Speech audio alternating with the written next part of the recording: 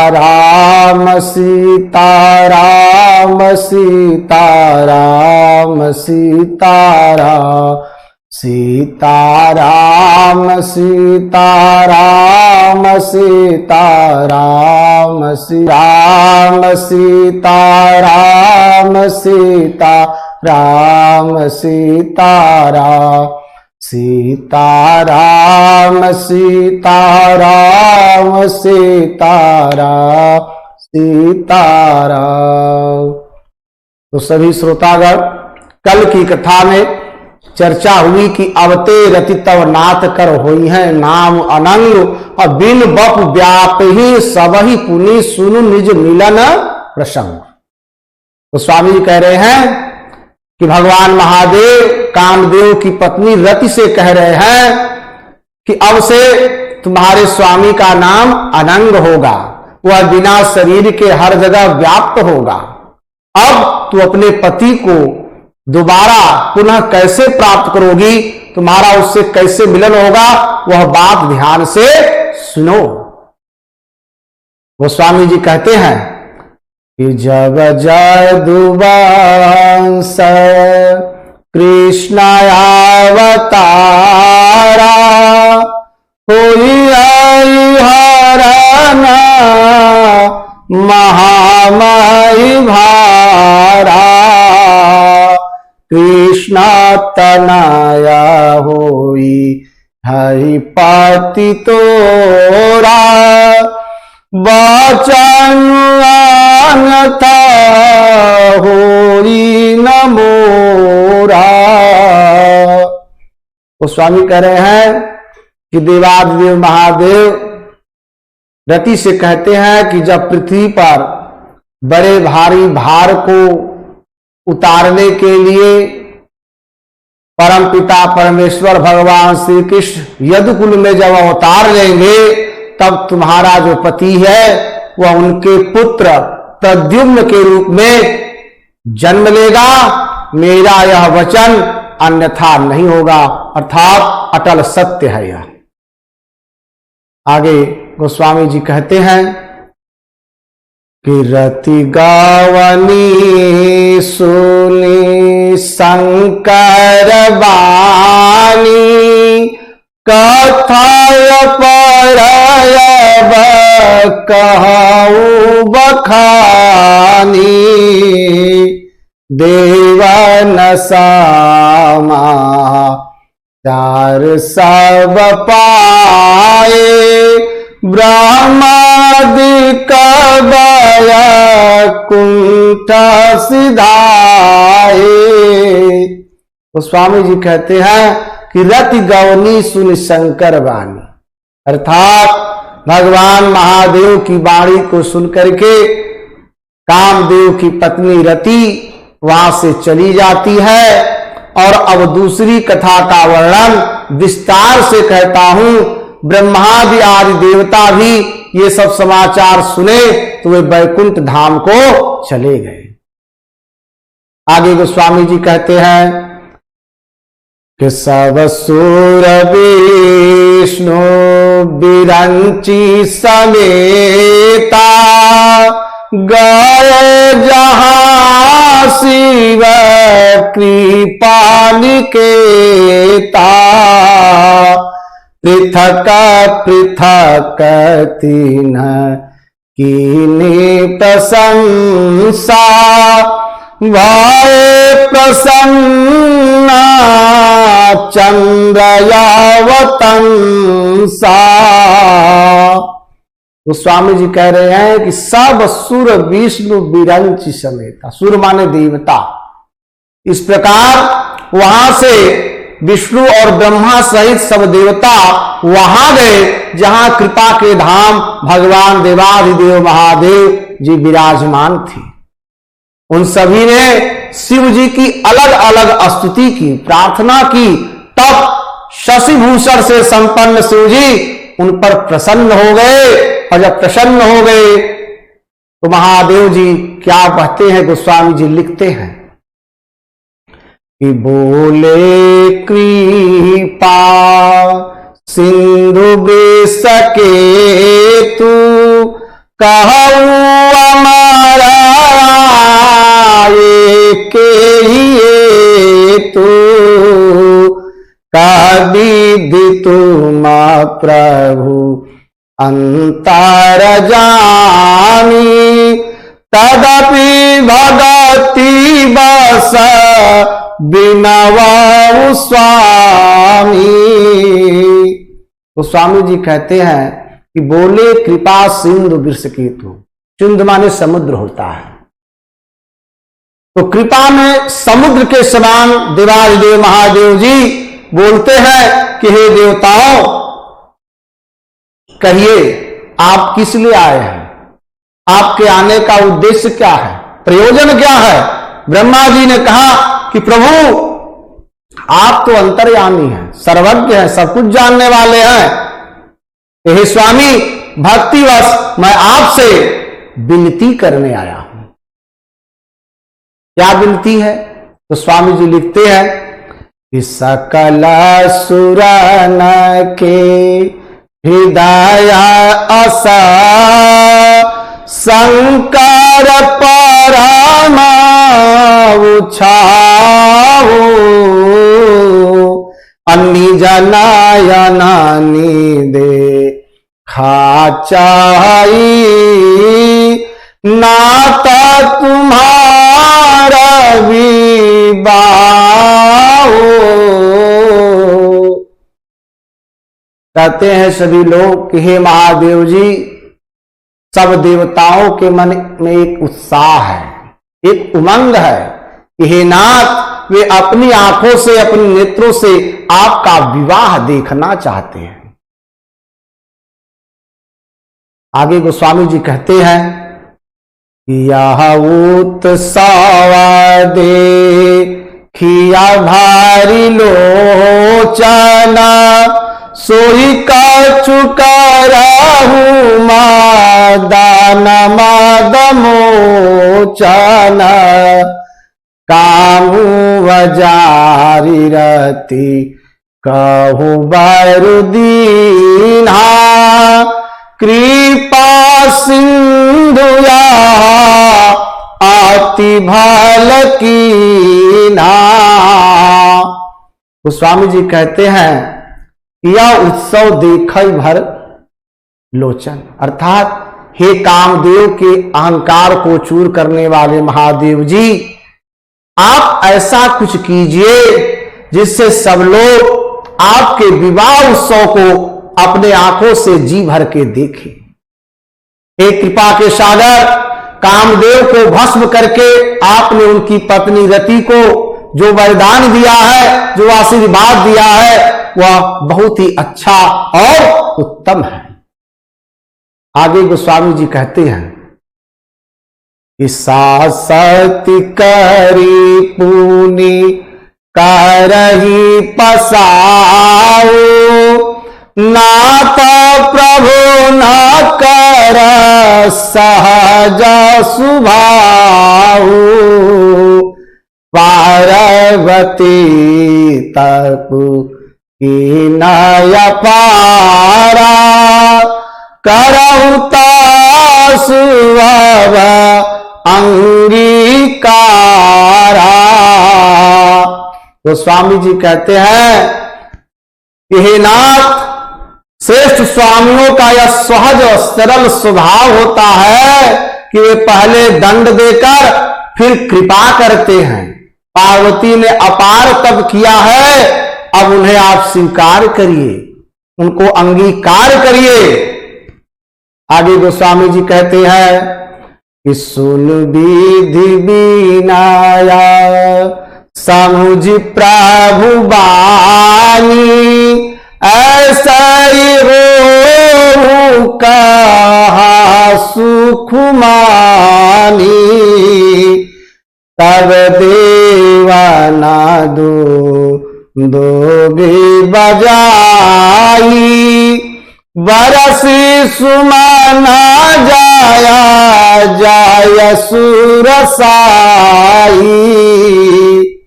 तो स्वामी जी कहते हैं कि ब्रह्मा जी की इस प्रकार की प्रार्थना को सुनकर के और प्रभु श्री राम जी के परमात्मा के वचन को याद करके महादेव जी प्रसन्नता पूर्वक कहते हैं कि ऐसा ही होगा।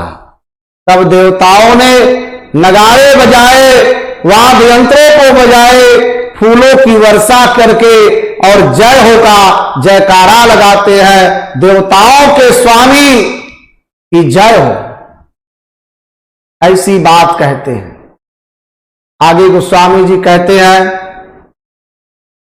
अवसर जानी सप्तऋषि आए, तुरत ही विधि गिरी भवन पठाए, प्रथम गए जाह राही भवानी, बोले मधुर वचन छल सानी। तो स्वामी जी कहते हैं कि उचित अवसर पाकर के वहां पर सप्त ऋषि आते हैं और ब्रह्मा जी ने क्या किया, तुरंत उन्हें महाराज हिमालय के घर भेज दिया और वे पहले वहां जाते हैं जहां पार्वती जी थी। उनसे छल भरे मीठे यानी विनोद युक्त, उपहास युक्त, आनंद पहुंचाने वाले कुछ बात कहते हैं। क्या कहते हैं गोस्वामी जी लिखते हैं कि कहा हमारा न सुने तबा, नारद के रूप देश, अब झूठ तुम्हारा पना, जार काम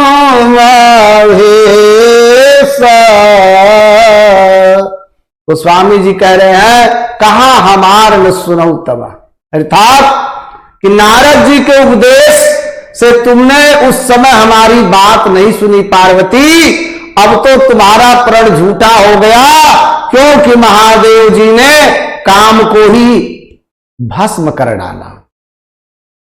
आगे गोस्वामी जी कहते हैं कि सुन बोली मुसु काई भवानी, उचिता कहूँ मुनि बर विज्ञानी, तुम्हारे जानो काम अब जारा, अब लग सांभू रहे सविकारा। तो स्वामी जी कहते हैं, सुन बोली मुस्काई भवानी, अर्थात यह सुनकर के जगत जननी मां पार्वती मुस्कुरा करके बोलती है कि हे विज्ञानी मुनीश्वर मुनिश्रेष्ठ, आपने तो उचित ही कहा है। आपकी समझ में शिव जी ने कामदेव को जला दिया है, अब तक तो वे विकार युक्त ही रहे। आगे गोस्वामी जी कहते हैं कि हमारे जान सदा शिव जोगी, अजया नवा जया कामा अभोगी, जव माया शिव से ये सजानी, प्रीति समेत कर्म मानवानी। पार्वती जी कहती है कि हमरे जान सदा शिव जोगी, अर्थात हमारी समझ में तो शिव जी सदा ही क्या है, योगी ही रहे हैं, अजन्मा रहे हैं, अनिद्र रहे हैं, काम से परे रहे हैं, भोग से परे रहे हैं। और यदि मैंने शिव जी को ऐसा समझ करके मन वचन कर्म से प्रेम सहित उनकी सेवा की है, मैंने इसी स्वरूप में भगवान को चाहा है और किसी दूसरे स्वरूप में नहीं। आगे गोस्वामी जी कहते हैं तवा हमार पन सुनहु मुनीसा, करिया सत्य कृपा निधीसा। तुम जो कहार जार उमारा, सोई अति बढ़ाया भी देखो तुम्हारा। गोस्वामी जी कहते हैं कि हे मुनीश्वर सुनिए, वे कृपा निधान भगवान मेरी प्रतिज्ञा को जरूर सत्य करेंगे। आपने जो यह कहा कि शिवजी कामदेव को भस्म कर दिए हैं, यही आपका बहुत बड़ा भारी अविवेक है, अज्ञान है। आगे गोस्वामी जी कहते हैं कि तातयनाल कर सहज सुभाव, हिमते निकट जाई नहीं काहू। गाये समीप सो आवासी नसाई, असीमान माता माहेश किनाई। तो स्वामी जी कहते हैं कि हे तात, अग्नि का तो ये सहज स्वभाव होता है, स्वाभाविक स्वभाव होता है, और कि वह जलाने का काम करती है। तो पाला उसके समीप कभी जा ही नहीं सकता, और जाने पर वो क्या होगा, अवश्य नष्ट हो जाएगा। महादेव जी और कामदेव के संबंध में भी यही बात समझना चाहिए, यही न्याय है। आगे गोस्वामी जी कहते हैं कि हर से मुनि बचन सुने, देखी अप्रीति विश्वास, चले भवानी नाई सिरा, गए हिमाचल पास। तो स्वामी जी कहते ही हर से मुनि बचन सुनी, अर्थात पार्वती के इस प्रकार की वाणी को सुन करके, उनके प्रेम तथा विश्वास को देख करके मुनि का हृदय बड़ा प्रसन्न हुआ। वे भवानी को सिर नवा करके वहां से चल दिए और गए महाराज हिमालय के पास। क्या होता है आगे कहते हैं गोस्वामी जी, सब प्रसंग गिरी पात ही सुनावा, मदन दहन सुनी अति दुख पावा। बहुरी कहूरती कर बरदाना, सुनु ही मवांद बहुत सुख माना।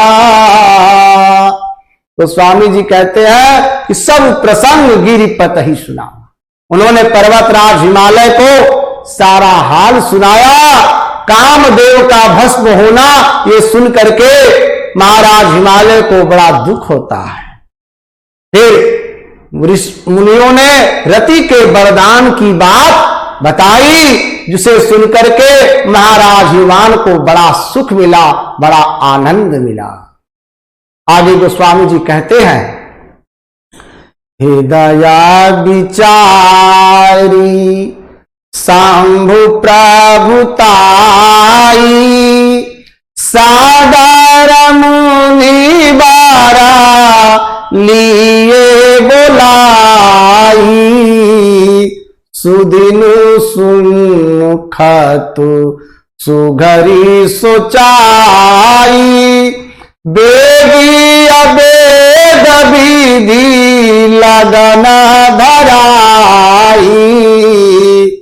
गोस्वामी जी कहते हैं कि इस प्रकार शिव जी के प्रभाव को मन में विचार करते हुए महाराज हिमालय ने श्रेष्ठ मुनियों को बड़े सम्मान और आदर के साथ बुलाया और उनसे शुभ दिन, शुभ नक्षत्र और शुभ घड़ी को सुधवा करके वेद के विधि के अनुसार ही शीघ्र ही लगन निश्चय करा करके लिखवा लिया, अर्थात लगन पत्री को लिखवाया।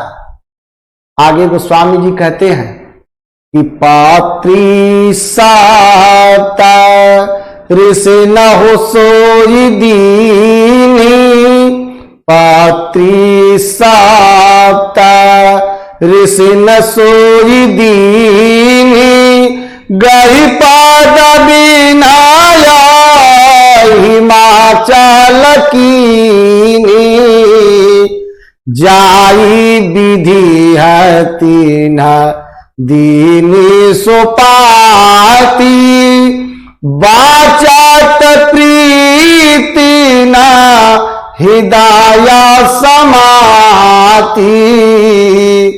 तो स्वामी जी कहते हैं कि फिर हिमाचल ने अर्थात पर्वतराज हिमालय ने वह लग्न पत्रिका 70 ऋषियों को दे दी और चरण पकड़ करके उनसे विनती करते हैं और उन्होंने जाकर वह लग्न पत्रिका ब्रह्मा जी को दी।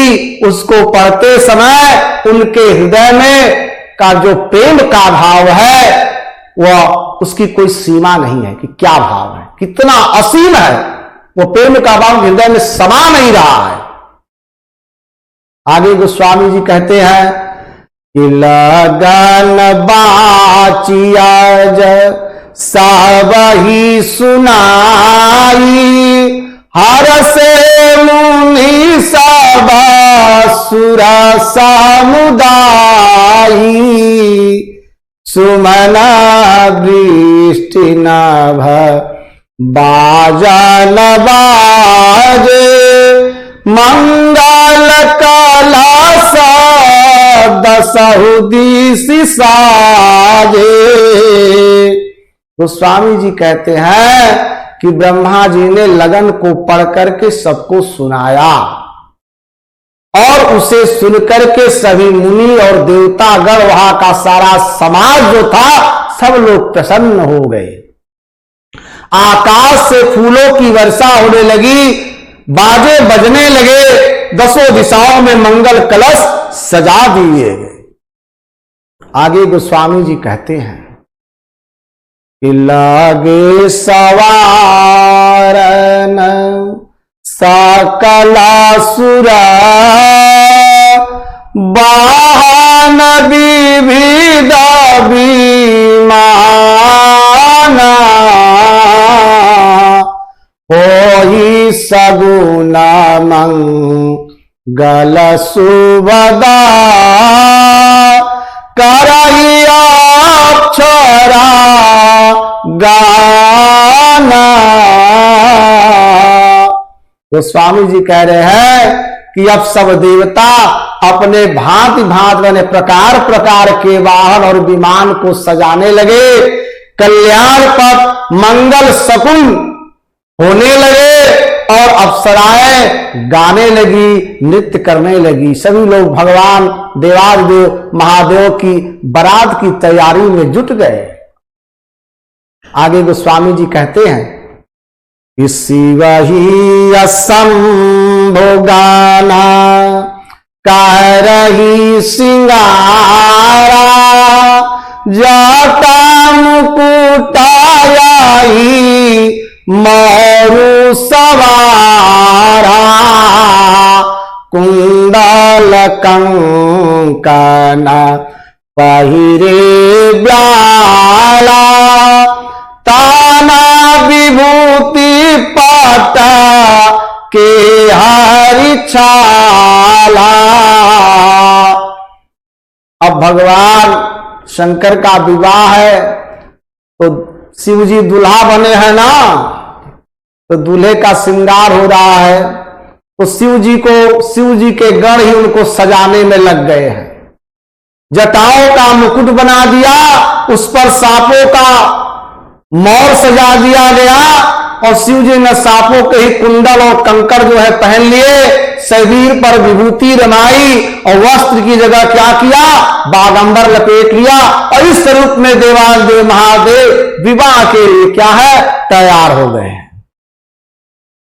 आगे देखिए गोस्वामी लिखते हैं कि सासी ललाट सुंदर सिर गंगा नयनातीन ऊपर बीता भुजंगा गरला कंठौर नरसिर माला आशिव वेश शिव धाम कृपाला।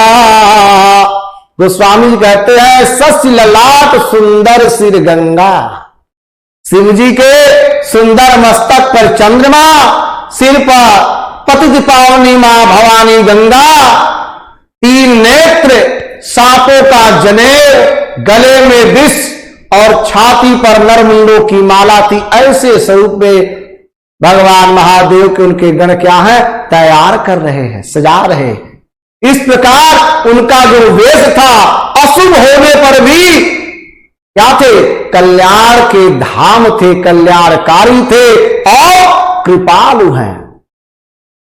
आगे गोस्वामी जी कहते हैं कि कारा त्रिशूल यारो दामरु विराजा चाले बसा चढ़ी बाजा ही बाजा देखी शिवहि सुरा त्रियमु सुकाई बरलायक दुलहिनी जगनाही।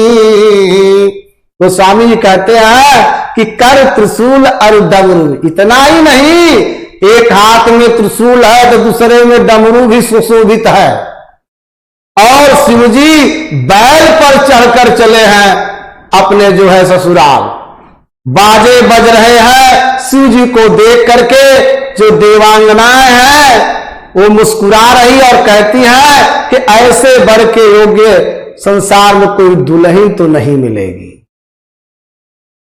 आगे गोस्वामी जी लिखते हैं कि विष्णु बिरंची आदि सूर ब्राता चढ़ चढ़ बाना चले बराता सूर समाज सब भांति अनुपा नाही बरात दो लायन रूपा। तो स्वामी कहते हैं कि विष्णु बिरंच आदि सूरव्राता,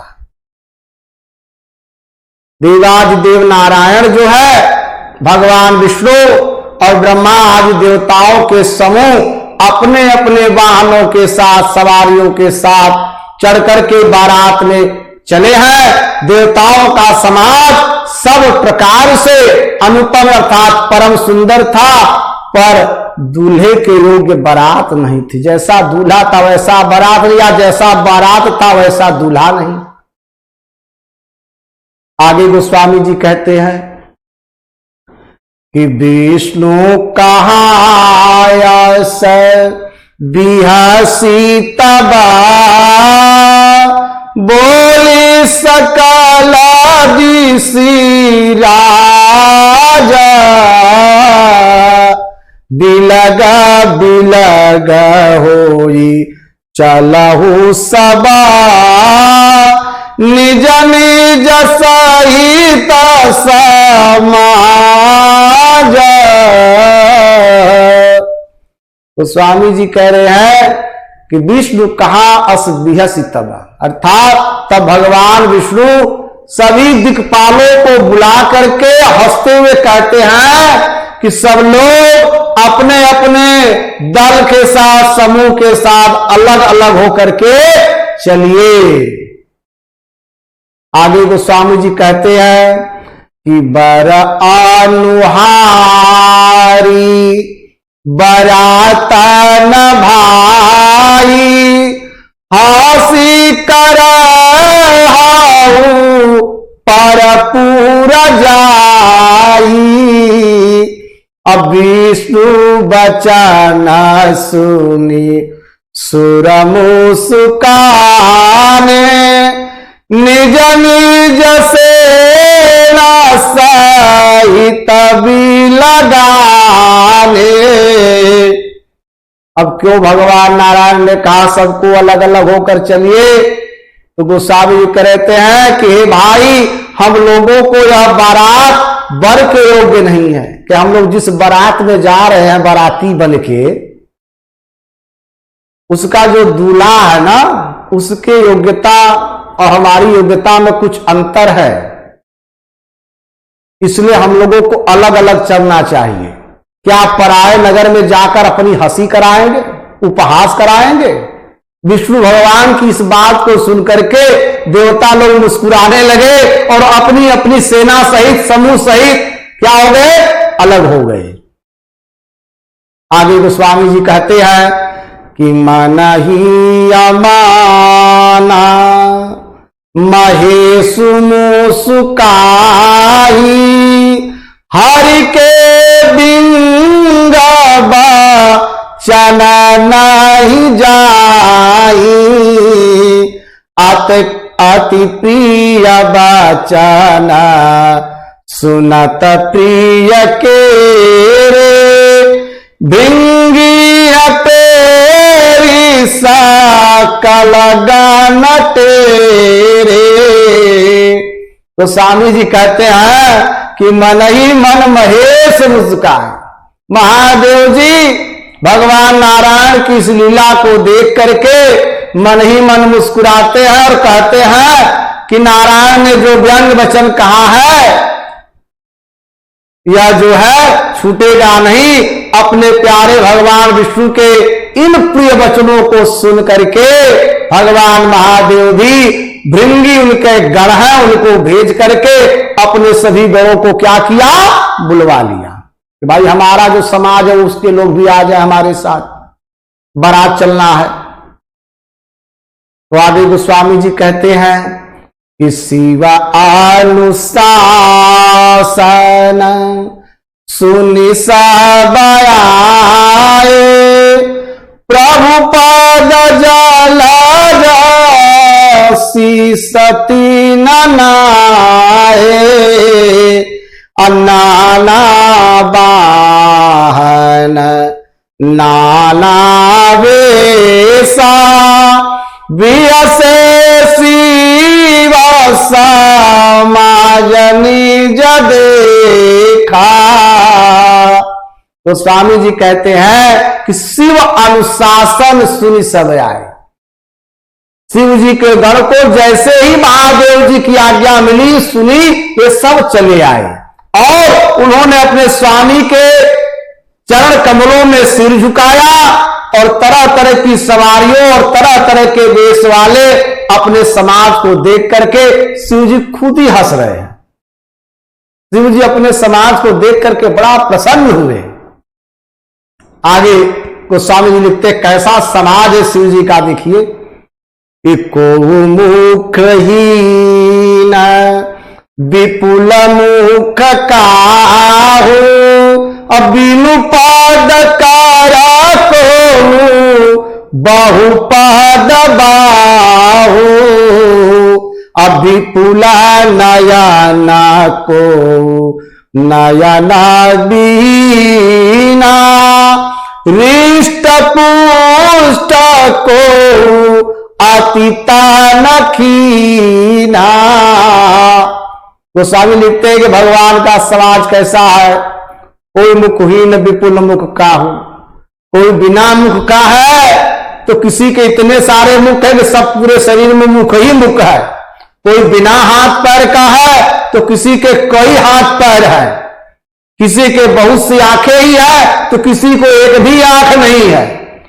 कोई बहुत मोटा ताजा स्वस्थ है तो कोई इतना दुबला पतला है जिसके बारे में कुछ कहा ही नहीं जा सकता। ऐसा समाज शंकर जी का। गोस्वामी जी आगे छंद में लिखते हैं कि तन खीन को अति पीन पावन को अपावन गति धरे भूषण कराल कपाल कर सब साध्य सोनित तन भरे खर स्वान सुअर श्रीकाल मुख गण वेशया गणित को गण बहुजिन सपेत पिशाच जोगी जमात बरनत नहीं बन जमात बरनत नहीं बन।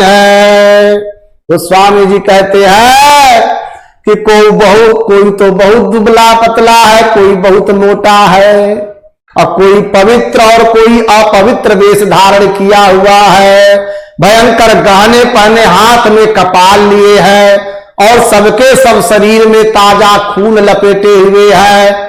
गधे कुत्ते सुअर सियार से उनके जैसे मुख हैं। गणों के अगणित वेशों को कौन गिने कि कैसे कैसे गण हैं शंकर जी के बराती में, महादेव जी के।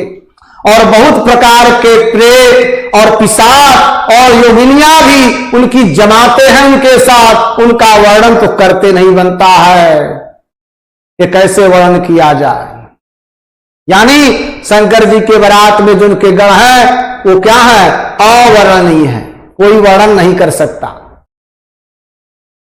तो स्वामी जी लिखते हैं कि नाचहि गावहि गीता परम तरंगी भूत सब देखत यति विपरीता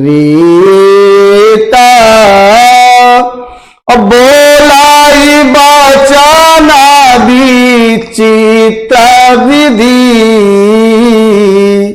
तो स्वामी जी कहते कि नाचहि गावहि गीत परम तरंगी भूत सब। अरे भाई, सभी भूत प्रेत नाचते और गाते हैं और वे सब बड़े मौज में हैं।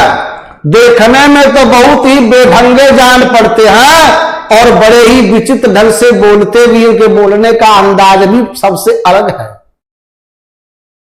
आगे गोस्वामी जी कहते हैं कि जस दूलहु तासी बानी बराता कौतुक विविधा होई माग जाता इहा हिमाचल राचऊ बिताना अति विचित्र नहीं जाई बखाना।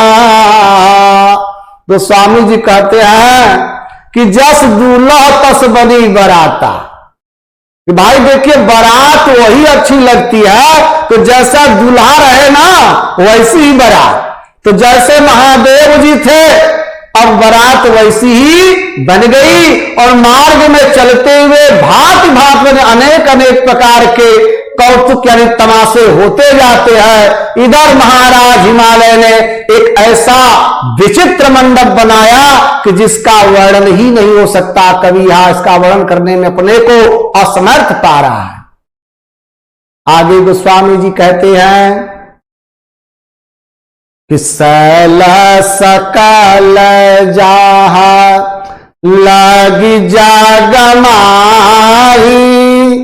लागू विशाल नहीं बरानी सिराही अबन सागर सब नादी तलावा हिमगिर सबा कहूं नेवाता पठावा।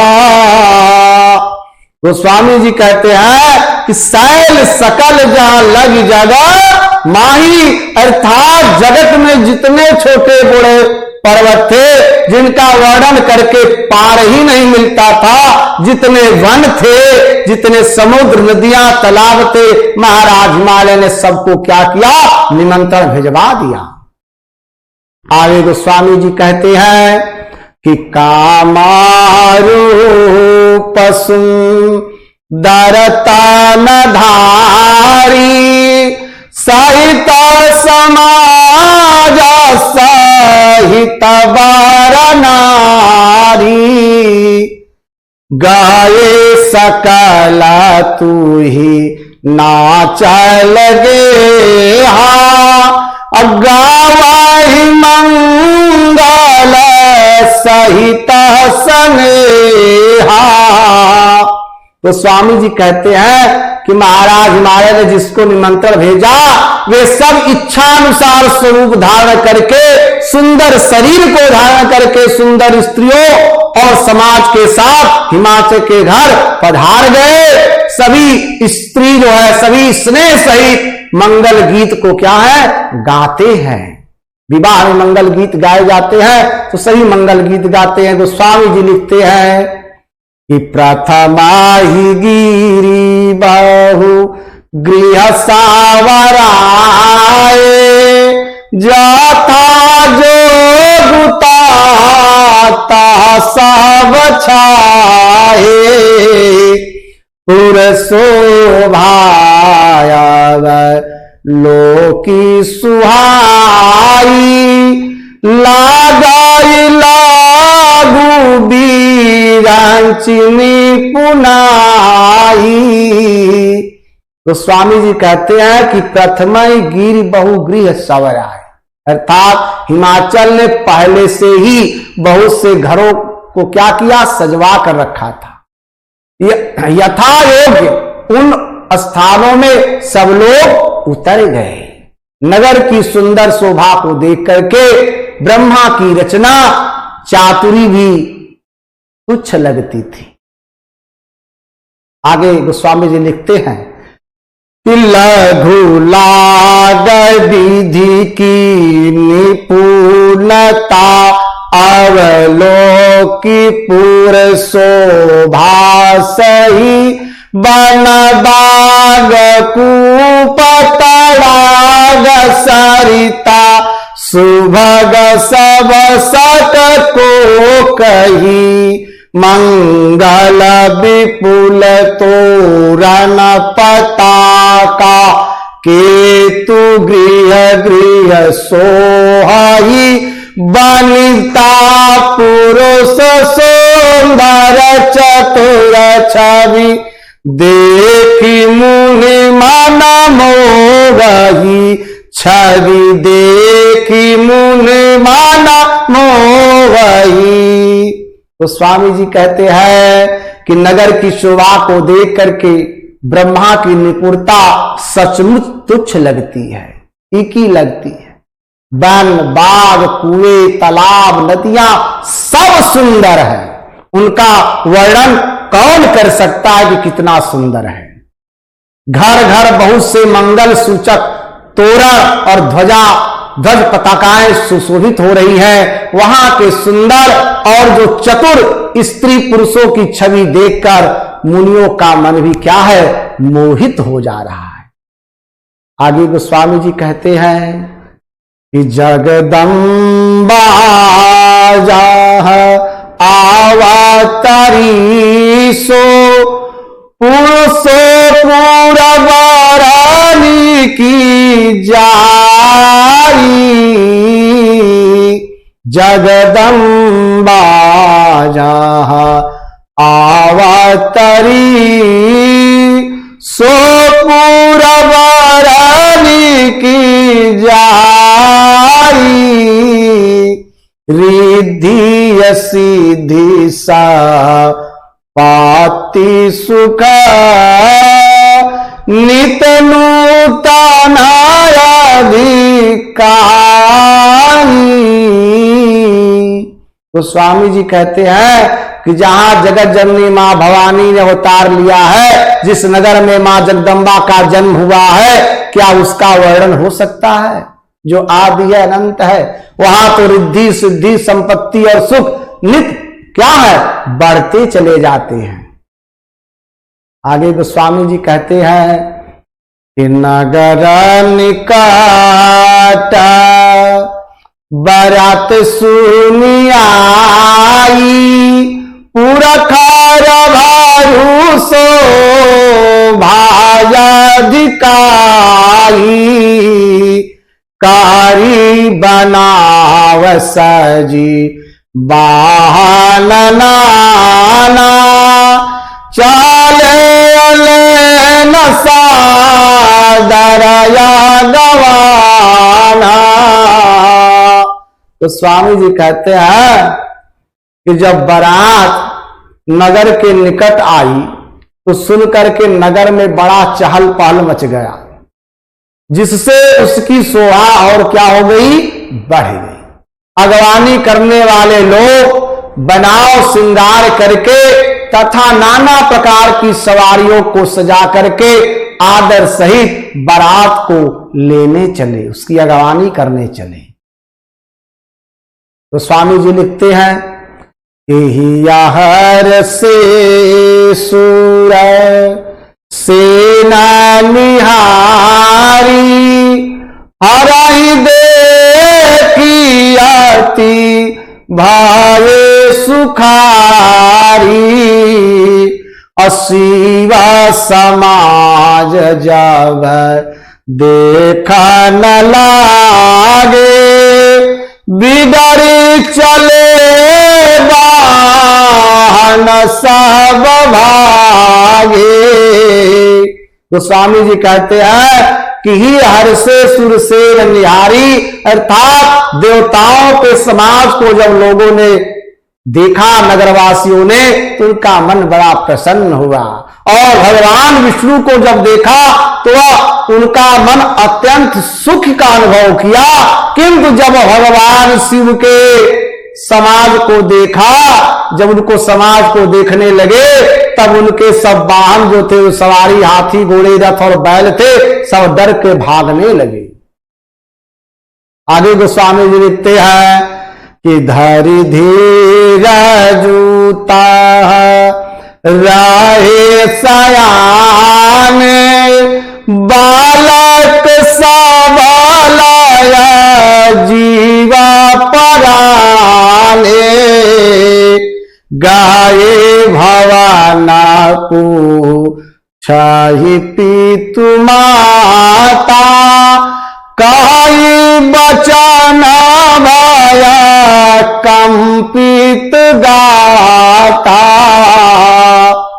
जब बच्चे अपने घर गए, कुछ बड़ी उम्र के समझदार लोग जो थे, बुजुर्ग लोग थे, तो थोड़ा धैर्य रख करके वहां खड़े रहे, जो है भगवान शंकर के बारात समूह के सामने। जो छोटे छोटे बच्चे थे वो तो अपना प्राण पकड़कर चले भाग, और घर पहुंचने पर जब उनके माता पिता उनसे पूछते हैं कि भाई बारात कैसा है, देखे हो, तब वे भय से कांपते हुए शरीर से ऐसा वचन कहते हैं। क्या कहते हैं गोस्वामी जी जो है कहते हैं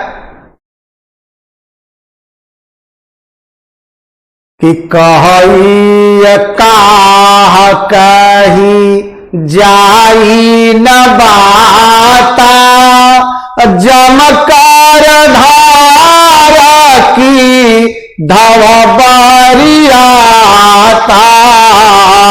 अब्बरु बावरा बसा सवारा, ब्याल कपाल विभूषण छारा। बच्चे कहते हैं कि अब क्या बताएं कि कैसी बारात है, कोई बात कही नहीं जाती, यह बारात है कि यमराज की सेना आई है। दूल्हा तो जैसे पागल दिखता है और बैल पर सवार है, सांप कपाल और राख उसके क्या है, आभूषण है, गहने हैं।